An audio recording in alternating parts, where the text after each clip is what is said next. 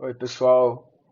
É terça-feira à noite aqui em São Paulo e eu dou início ao nosso cineclube que propõe uma série de viagens através dos filmes e também uma maneira de eu conseguir conhecer melhor, talvez, vocês que leem esse Substack.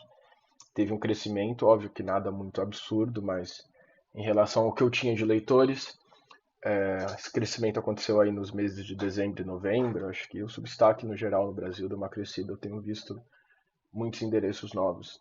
E acho que a fase que eu tenho mais pessoas que eu não conheço me lendo do que pessoas que eu conheço e que acabaram chegando no Substack, porque, enfim, já me liam em outros lugares, ou me conhecem de fato. E tava pensando no final do ano de um jeito, né, de propor um tipo de conversa que não fosse só eu escrevendo um texto e vocês lendo o texto e eventualmente comentando alguma coisa. Eu lembrei de que quando eu estava na faculdade eu escrevi isso no texto que eu dou a ideia desse cineclube. Às vezes eu não tinha como viajar em janeiro ou fevereiro. Eu já morava longe dos meus pais, né? Então eram meses que eu voltava para São Paulo e aí acabava ficando aqui. E às vezes tinha isso de, enfim, meus amigos viajavam e eu acabava ficando. E não que fosse uma coisa ruim, porque era meu período de ver muitos filmes. Normalmente ali outubro até dezembro eu estava meio bagunçado e acabava vendo pouca coisa. Então quando chegava janeiro, fevereiro, eu ia fazer uma espécie de justiça ao ano passado e aí ver dois filmes por ano, ler bastante coisa. E eu acho que a gente está numa situação que muita gente deve estar sem condição de viajar também. Eu não conheço, né, esses novos leitores, não sei como que vocês estão, se vocês, enfim. Mas eu acho que de maneira geral a gente pode pensar que talvez seja uma exceção conseguir passar pelo menos o mês inteiro viajando, ou fevereiro viajando. E a gente tem a sorte de estar no momento onde os filmes são muito acessíveis e os filmes podem ser uma possibilidade de viagem. Por isso eu queria até fazer esse vídeo aqui no meu quarto, com o meu computador mesmo. E não, assim, eu tenho. Eu falei isso no podcast, né? Tenho escrito sobre isso. Não o filme como uma coisa utilitarista, né? Mas o filme como algo que vai levar a gente para outro lugar, que vai levar a gente para outras histórias, que a gente vai se perder nele, como uma viagem, né? De fato. Que a gente não tem muita expectativa em relação a onde a gente vai chegar, ou a gente tem um plano e descobre que esse plano, na verdade, não vai dar certo, vai levar a gente para outros lugares e que isso faz parte. Eu decidi indicar dois filmes. Quando eu fiz o texto, eu estava pensando em ser um filme só, inclusive eu já tenho uma possível lista de pessoas que eu quero estar chamando para apresentarem os filmes, mas eu quero quebrar essa minha regra porque é difícil para mim programar um filme só. Normalmente eu gosto de ter dois filmes e de propor esse tipo de conversa entre eles. Talvez até eu abra isso para alguém que, enfim, queira estar apresentando dois filmes ao invés de um. Vamos ver também como é com vocês, porque a minha ideia é que seja um por semana e às vezes isso pode ser um pouco demais, né, para vocês assistirem. Mas a gente vai testando e vocês eventualmente me falem se tá legal ou não. Eu vou colocar, inclusive, quando eu postar o vídeo, né, no texto, eu vou colocar como eu pensei da gente conseguir compartilhar o filme sem quebrar nenhuma regra de pirataria nem nada. Mas aí eu coloco no texto. Mas enfim, os dois filmes que eu apresento hoje são o primeiro filme da sessão, Notre Musique, do Godard. É um filme deixa eu abrir aqui, é um filme de 2004, é um filme tardio, mas não dessa fase mais recente, né? Dos anos 10, dos anos 20.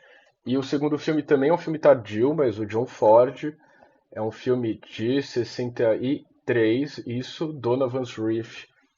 O filme do Godard é um filme de viagem, né? Embora que esses dois filmes, o filme do Ford também, mas é um senso de viagem onde você tem locais, você tem pessoas que decidiram permanecer nesse lugar, você tem pessoas em trânsito, você tem uma situação de guerra, um passado de guerra, né? E então você tem a marca do conflito, você tem luto. Eu acho que, eu não sei se alguém já propôs Donovan's Reef e Notre Musique numa sessão só, mas eu assisti esses filmes recentemente, procurando quais filmes eu ia programar aqui, E eu fiquei chocado com essa coincidência de ter visto o Notre Music e depois ter visto o Donovan Reef e ver que são filmes que conversam muito entre si.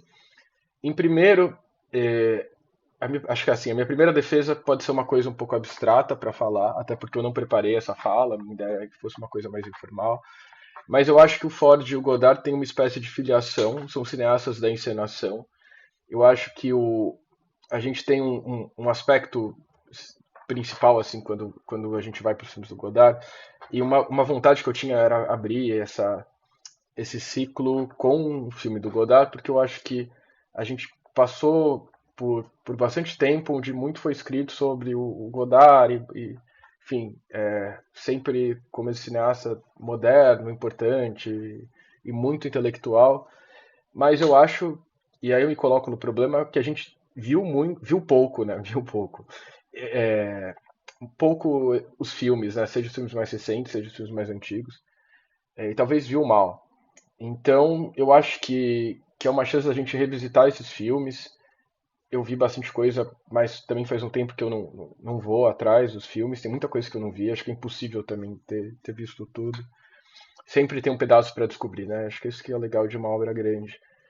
E esse filme em específico, ele tem acho que todos os filmes têm, mas esse específico eu acho que é um filme um pouco de transição para o que ele vai fazer no final da carreira dele, porque mostra, enfim, como outros filmes também mostram, e aí eu tenho aquela preocupação de não falar bobagem, que o Godard era, acima de tudo, um grande encenador.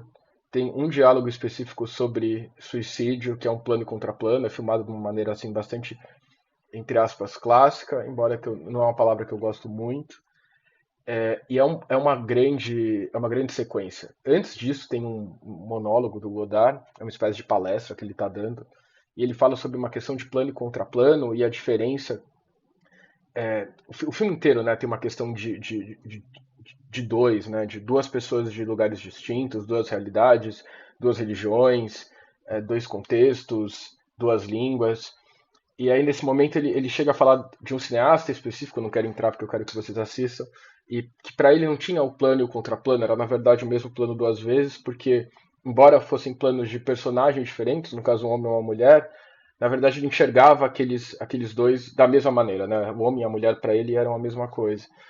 E nessa cena a gente vê um homem e uma mulher, né, numa discussão, são pessoas diferentes, mas essa diferença ela se dá principalmente da maneira com que ele filma os dois. E ele vai trabalhando com diferentes escalas nesse plano e contraplano, mudanças bem singelas, mas você vê como é um cineasta que sempre une o que ficou, né, acho que é o principal, nessa retórica, essa capacidade dele partir para uma coisa de intertextos, de colagem de referências, de fazer essa costura, mas ao mesmo tempo é um grande trabalhador das formas, sei lá, um grande encenador, ou alguém que conseguia assim, passar do nível dessa retórica da informação, entre aspas, ou até uma desinformação, né, porque eu acho que a ideia não é informar, não está nesse campo, mas como esse texto também está na encenação, o que é uma coisa muito difícil, e nesse sentido eu acho que é uma linha parecida com a do Ford. Eu acho que são cineastas de momentos. O filme do Ford, por exemplo, tem uma coisa que eu acho singular, e a gente pensar os dois juntos, que a grande revelação do filme é uma revelação que ela vem quase de uma catarse. A personagem ela liga os pontos desse mistério que ela está indo atrás, que é em relação ao pai, a identidade do pai e desse grupo de crianças que ela convive, que ela acaba se afeiçoando.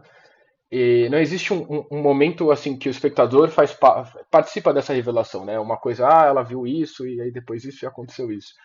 Meio que é uma surpresa, é um momento de revelação pessoal e que não está necessariamente veiculado à trama. A trama está indo para outros lugares. O filme do Ford também é um filme de diferentes, né? Tem uma questão, eu acho que assim que a gente poderia pegar como principal em termos de comparação é que você tem uma aristocrata americana que está indo atrás do pai, só que o pai acabou se casando com uma aristocrata local, né? Eles estão na Polinésia Francesa, que falece, mas ele, enfim, fica viúvo e eles têm três filhos que ele cuida. Então a filha mais velha dele é uma espécie de herdeira aristocrata, uma espécie de princesa local, acho que no sentido mais simbólico, tem um ritual no final do filme, uma cerimônia que ela participa. E, você encontra dessas duas personagens, né? Com as suas diferenças, mas com a semelhança que elas vão encontrando a partir do filme. Os personagens também elas vão mudando a partir do seu contato com o outro. É um filme onde realmente os planos e contraplanos determinam distâncias. E é um filme, ele tem um começo muito agressivo, acelerado e até cômico, mas é uma comicidade que causa um desconforto, vocês vão ver isso vendo o filme. E ele tem um fundo muito sério, né? Quando você para depois de ver o filme e começa a relembrar as situações, as personagens, os conflitos, você vê que ele não escapa, como qualquer filme do Ford, de ser um filme profundamente trágico e que tem acho que um peso nessa complexidade do que é ser humano, existir e dessa política das coisas, eu acho. Acho um filme extremamente político também. E que é um filme concentrado, já acho que isso é uma coisa comum dessa fase tardia do Ford. É um filme, e também acho que de outros filmes anteriores, né? Talvez seja uma marca do cineasta. Mas é um filme concentrado, né? Ele está concentrado nesse espaço, que é essa comunidade de ex-soldados norte-americanos. Soldados, né? Eles ainda são soldados de fato, mas eles vieram para aquela região por causa de um contexto de guerra e acabaram permanecendo lá. E a gente fica naquele microcosmos, mas ele tem muita coisa externa tensionada, né? Ele não é uma ilha. Embora seja uma ilha, ele não é uma ilha de fato. As pessoas vão e chegam, né, e vão embora. Tem até um pelotão australiano que aparece ali num breve momento. São dois filmes, acho que eles funcionam, e aí por isso eu indiquei eles, e talvez seja assim a minha fala final, antes de vocês irem ver os filmes. Eu acho que são filmes que eles são um ótimo ponto de partida enquanto viagem, né? Eu acho que você assistiu Notre Music e o Donovan Reef garante um dia assim muito especial, pelo menos eu que gosto dos filmes acho. Mas é possível fazer viagens, não só viagem de ir, de botar o filme, né, de assistir o filme, mas parece que o filme apresenta diversos itinerários. Você pode rever tanto Notre Music quanto Donovan's Reef, encontrar coisas que você de repente uma outra visão não encontrou. Tem diferentes pontos de acesso desses filmes. Eu acho até por serem filmes de maturidade dos cineastas, são filmes que concentram muita coisa, embora que talvez em um primeiro momento isso não fique tão aparente. São filmes assim, eles são fáceis de acessar. Eu não acho, mesmo Notre Music, para a obra do Godard, que às vezes tem situações, filmes que são muito difíceis de acessar, mas esse é um filme eu acho razoavelmente fácil, até para quem não está acostumado com o trabalho dele. Mas que assim, você pode se contentar com essa primeira camada ou voltar ao filme e ir além. Então eu acho que são filmes enigmas. E eu acho que uma grande viagem também é feita das memórias da viagem. Eu acho que são filmes que deixam marcas, deixaram em mim e por isso eu quis trazer eles hoje. Então é isso. Eu desejo para vocês uma ótima sessão. Qualquer dúvida, vocês têm os comentários aqui. E aí o que eu proponho é, na terça-feira que vem, a gente vá para outro filme, deve ser um convidado, e aí vai trazer um outro vídeo, etc. E a gente vai tocando esse bloco de filmes. E aí vocês me falam também o que vocês acharam das indicações, etc. E a gente segue. É isso, uma boa noite para vocês e bons filmes.